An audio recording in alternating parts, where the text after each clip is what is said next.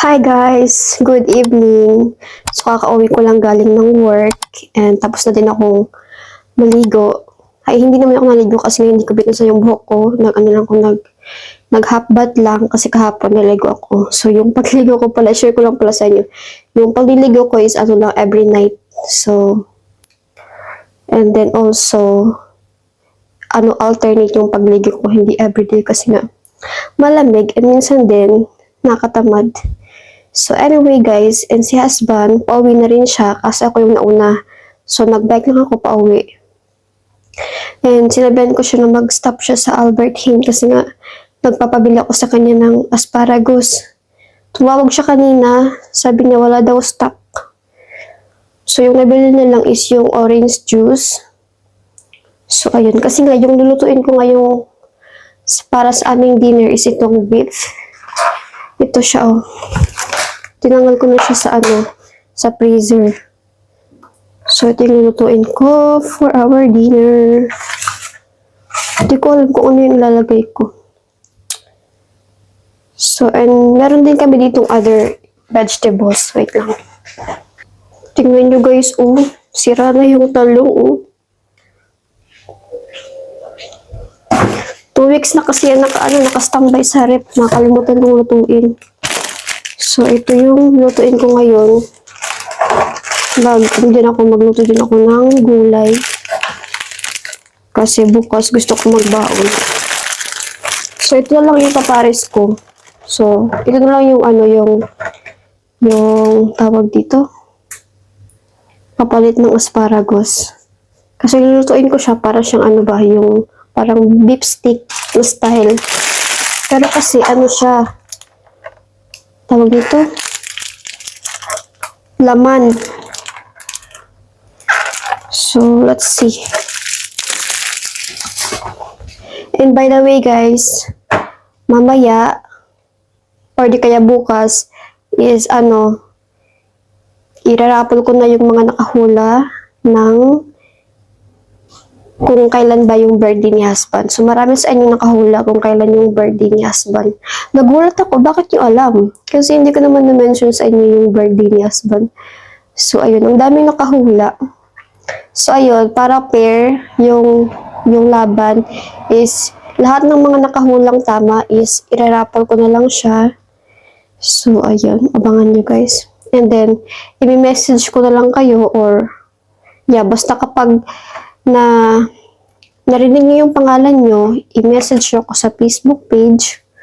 Kasi nga minsan yung username nyo dito sa YouTube is hindi nagmamatch sa Facebook.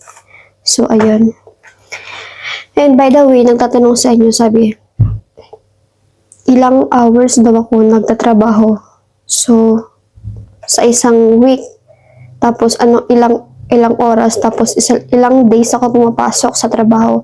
So, yung trabaho ko guys is Monday to Friday. So, Monday to Friday, yung oras na pinatatrabahuan ko is 8 hours lang talaga.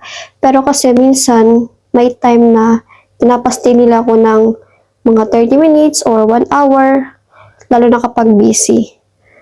Pero normally, 8 hours lang talaga. So, in a week, 40 hours, ganun. So, ayan. Buksan na natin to kasi nga, darating na si husband.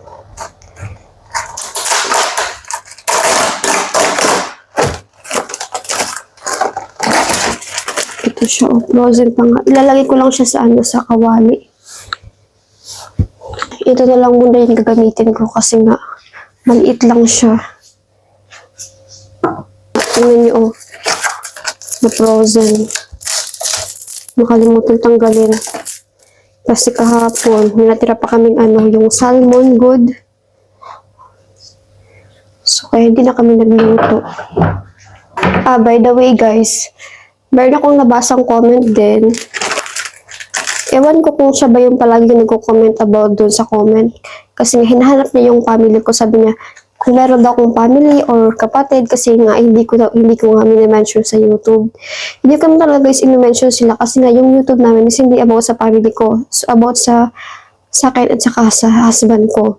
And also, na-mention ko na din siya sa ibang vlog ko. Palagi ko na-mention yung mga kapatid ko, yung mga, lalo na yung parents ko, ayun. So, meron akong parents, guys, nasa Leyte sila. And meron akong kapatid, bali 6 kami na magkakapatid, lahat babae. Ako yung pangalawa sa aming magkakapatid. Kasi nga yung panganay is 25 years old, ako naman is 24. So, yung iba is, yung bunso is, mga nasa 13 years old, ganun. And yung edad naman ng parents ko, sige, sabihin ko na sa inyo, yung mom ko is 46, at saka yung dad ko is 48. So, ayan. I think, nandito na si husband.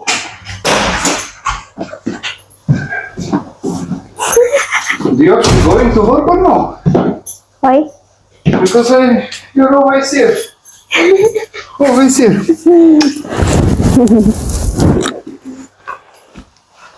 Try this. I said it's the only little one. So, ito yung pinabili ko sa kanyang orange.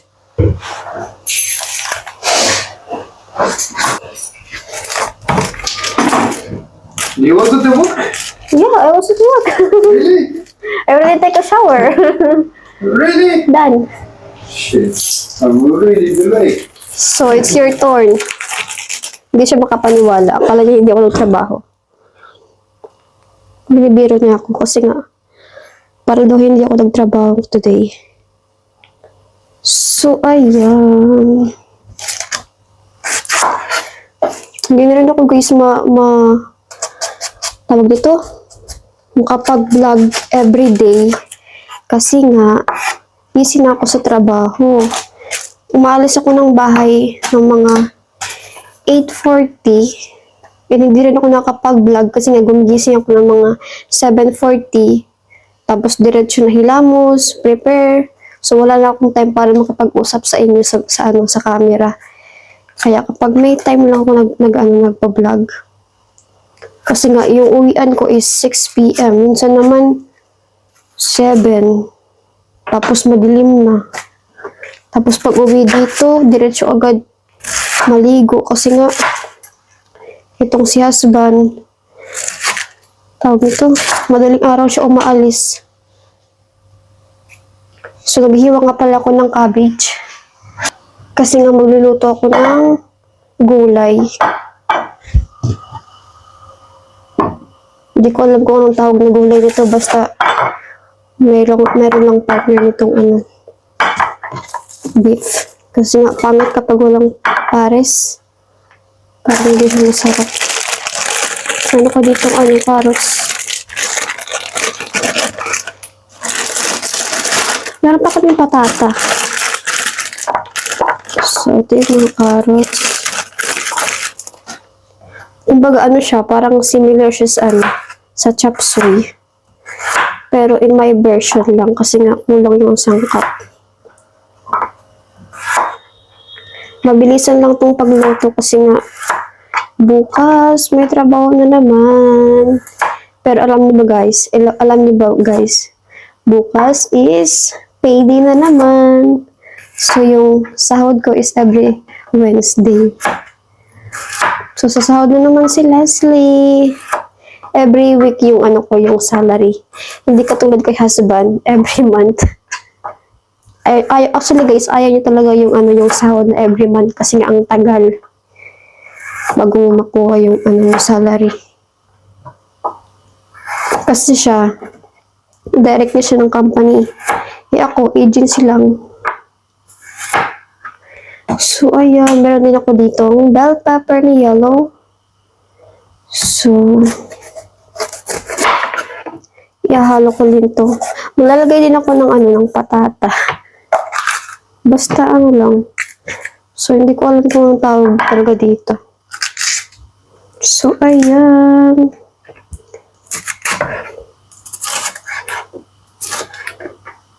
Bilis lang naman ito maluto.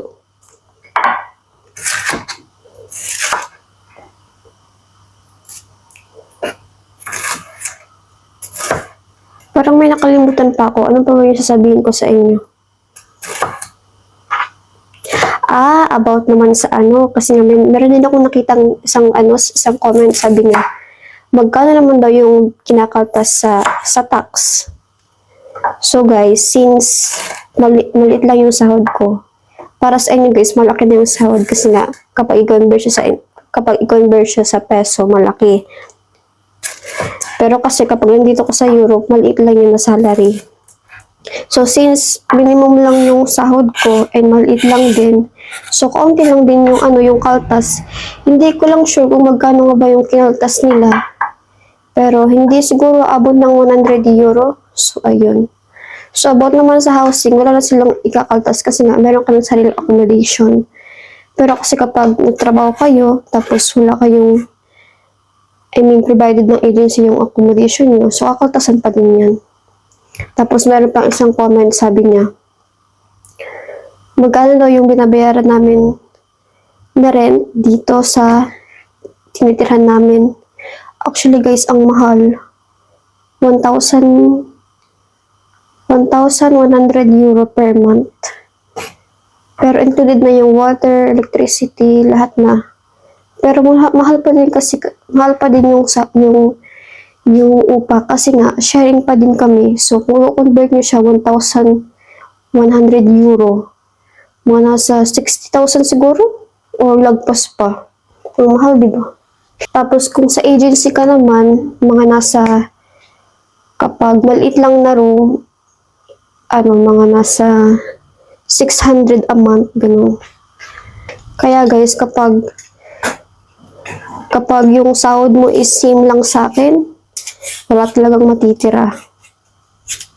Mabuti na lang ako kasi nga, katulong ko si husband. So, hindi ko na kailangan magbayad sa upa. Nagbabayad lang ko yung binabayaran ko lang is yung health insurance. Actually, ang mahal ng insurance ko. Nasa 156 euro a month. Ano din siya, nagpagawa lang ako sa agency ko. Hindi ako mismo yung mag-enroll sa sarili ko. Yung agency. Kasi yun sabi ni husband, mas maganda daw, yung agency daw yung mag-enroll sa akin, hindi yung ako yung kukuha ng tawag dito, insurance ko. Hindi ko alam bakit. So, ayan, maglalagay ako ng potato. 2 piraso lang. So, ito siya, guys. Kakat ko lang din siya ng maliliit kasi nga medyo matagal siya maluto. So, ganito lang yung paghiwa ko ng patata. Kasi unahin ko siya pagluto. Tapos, tatanggalin ko lang tong dulo ng Baguio beans. And then, sasama ko rin siya dito sa gulay. Naghiwalay na yung beef. Kaya, ayan. Mag-umpisa na tayo magluto.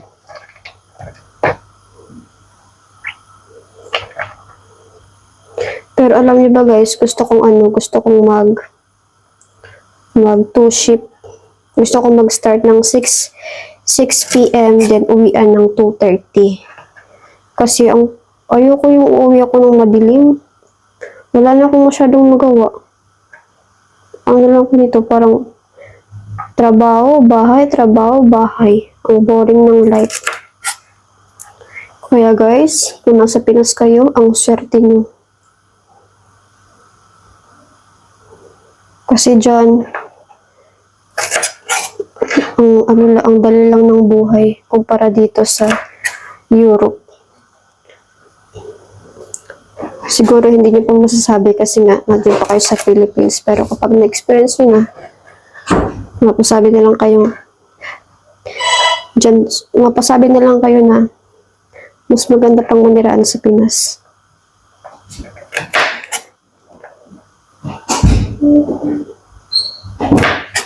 So, ayan. So, ganito lang siya. Kawig na yung yung tawag nito. Nakalimutan ko na. Nakalimutan ko yung pangalan. Yung beans. Kagi, sorry guys kung nakalimutan ko yung gulay na ganito. Ah, sitaw. Kapag nasanay ko talaga English, minsan nakakalimutan yung mga Tagalog words. Hindi dahil sa mayabang ka. Sadyang nakakalimutan mo lang talaga. So, ayan. Tatapon ko lang itong basura. So, ito siya guys, oh. Napalambot ko na. And then, biprituhin ko lang siya. Sinasin lang natin.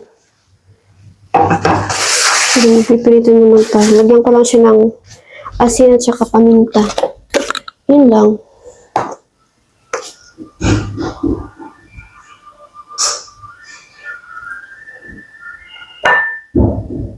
Tapos, hinaan ko lang yung apoy para hindi masunog. Naliligo na si Asban. Si Asban, kapag naliligo, may sounds. Paborito niya yung yung music ni ni Celine Dion. Dancing Queen. Yan yung pinapatugtog niya. Ngayon, naririnig niyo. Ang gamitin natin is olive oil. Wala akong butter. Dapat mayroon akong butter kasi para hindi masunog. Kasi walang butter, olive na lang. Mahina lang naman yung apoy. Kaya, ayan.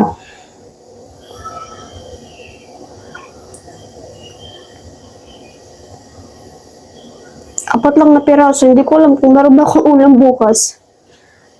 Sana hindi maubos.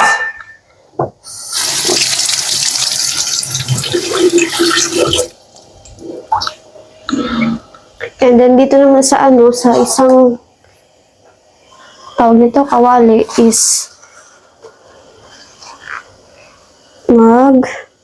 luluto ako nitong gulay. Kaya ako ng mantika dito sa isang kawali. Nagmamadali lang talaga ako kasi nga 7:30 na. Ang bilis ng oras. As in.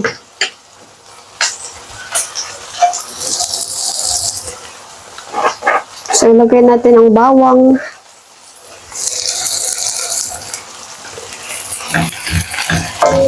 So, ayan. Ilagay ko na itong sibuyas bago masunog itong bawang.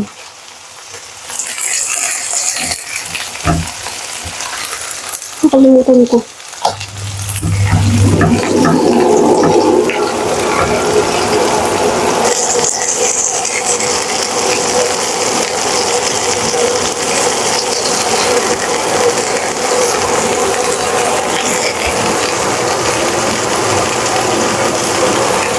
Isunod na natin ang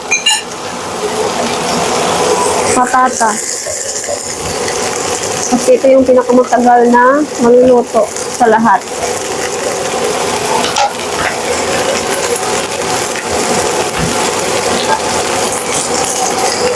Di malambot na yung tawag dito. Patata, kaya isusunod ko tong carrots. Yeah.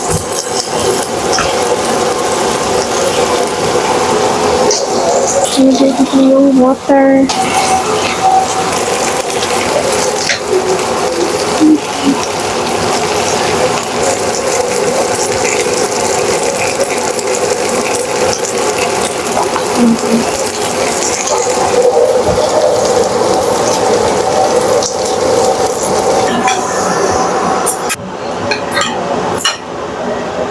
Look guys, ito na siya oh. Tadaan! Luto na guys yung gulay. Ito na siya. Look at that. Ang sarap. Niluluto na din yung kanin. Makalimutan ko nga. Buti na lang pinaalala sa kanya husband. Kung hindi, wala kaming ulam, wala kaming rice. So, ito yung aming ulam for tonight. Balance lang siya. May gulay at saka karne. So, ito yung aming ulam for tonight. Ang bango.